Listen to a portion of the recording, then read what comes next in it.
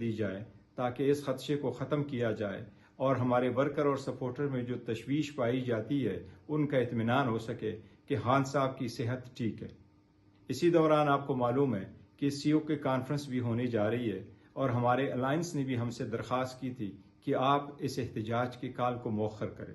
ہمارے friendly country بھی پاکستان اور اسلام آباد آ چکے ہیں، چونکہ حکومت نے ہمیں انٹیریئر منسٹر نے ایک ایشورنس دی ہے کہ کل انشاءاللہ تعالی ڈاکٹر کی ضرور ملاقات ہوگی خان صاحب سے۔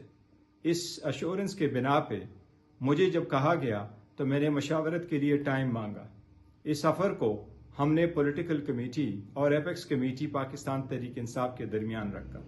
پاکستان تحریک انصاف کی قیادت اور پولیٹیکل کمیٹی نے یونانیمسلی اس بات کو قبول کیا اور اس کے پیش نظر ہم کل کے احتجاج کو مؤخر کرتے ہیں۔